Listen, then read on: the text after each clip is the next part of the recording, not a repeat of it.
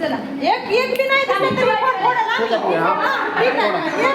फोडा बरं राऊंड पण दाखवा मला डॉक्टरांचा. पुढे डॉक्टर इकडे या. तुम्हाला म्हणले मी फोन फोडीन भैया. हा फोडा पण डॉक्टरांचा राऊंड पण दाखवा. इथं थांबा. इथं एक तरी माणूस दिसायले का तुम्हाला? तुम्ही म्हणताय की डॉक्टरांचा राऊंड आहे. सिस्टर तुम्ही काय म्हणला आता डोस द्यायचे ह्यानी व्हिडिओ करायला त्यांना आतमध्ये सोडत नाही. मगाशी मॅडम मी येऊन गेलो. मगाशी पण म्हणले की डॉक्टरांचा राऊंड चालू आहे. ऐका मगाशी पण मला बोलले की डॉक्टरांचा राऊंड चालू आहे. आता डॉक्टरांचा राऊंड चालू आहे का? हां हे का बोलतायत मग डॉक्टरांचा राऊंड चालू आहे? अलाउड आहे का इथं लेडीज वार्डामध्ये? कोणाला? हे भाऊ आहे कोणाचा? सगळ्यांचं मी म्हणत नाही आहे मॅडम. फक्त मला बाळाला माझ्या भाच्याला बघून जायचं आहे. मग ते का नाही बोलतायत? का नाही बोलतायत? मला काय बोलले आता मध्ये येताना की सध्या मगाशी येऊन गेलोय. मग बोलले की डॉक्टरांचा राऊंड चालू आहे. आता बोलतायत की आता पण डॉक्टरांचा राऊंड चालू आहे. आणि व्हिडिओ केलं तर काय होणार नाही. काही होण्याचा प्रश्न नाही आहे मॅडम. तुम्ही बोलताय की डॉक्टरांचा राऊंड चालू आहे. मला दाखवा डॉक्टर कोण आहेत मध्ये आता. आता एवढे सिस्टर कोण? बसलेले आहेत ना. अहो सिस्टर बसलेले आहेत. तुम्ही बोलताय की डॉक्टरांचा राऊंड चालू आहे. कोण बोलले? मॅडम बोलले.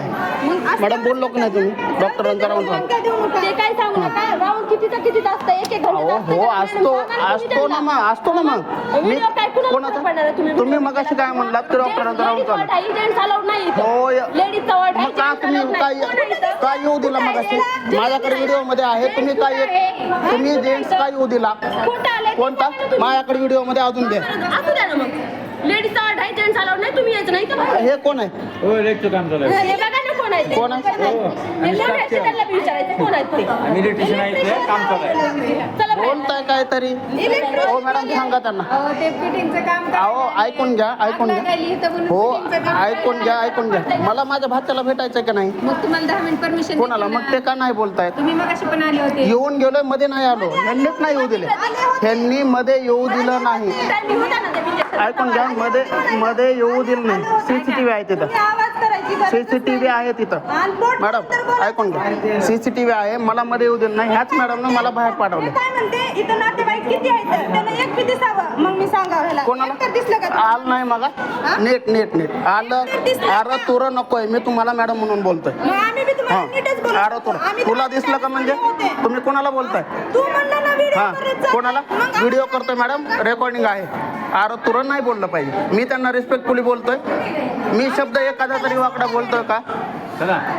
पेशंट असते एक दिवसाचा एक दिवसाचा पेशंट असते पण ह्यांनी बोलतायत कसं? त्यांनाही बोलतात आधी. आता राऊंड कुठं चालू आहे? त्यांना अधिकारी बोलते कोणते? त्यांना अधिकारी बोलते. समजून घेतलं पाहिजे. बोलताना थोडं मी काय म्हणतोय ऐकून घ्या मॅडम. एवढं ऐकून घ्या.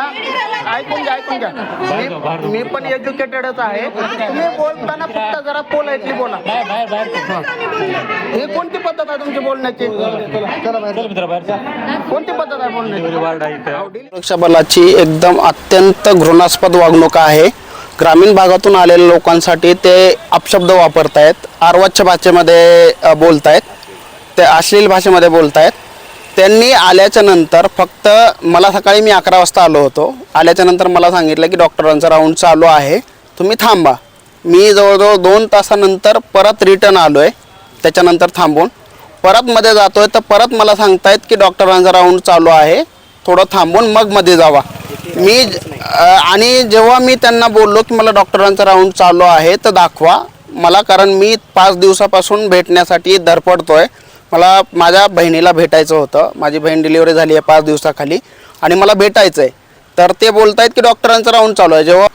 जेव्हा मध्ये त्यावेळेस मला एकही डॉक्टरमध्ये नाही दिसलेला. जे पण होते ते फक्त नर्स होत्या.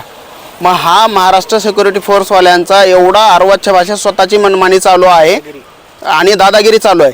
आणि विशेष म्हणजे फेरीवाल्यांना मध्ये अलाउड आहे. जो चहा विकतो त्याला पार लेडीजचा अलाउड करतायत. वॉर्डमध्ये कॉस्मेटिक्स विकतायत.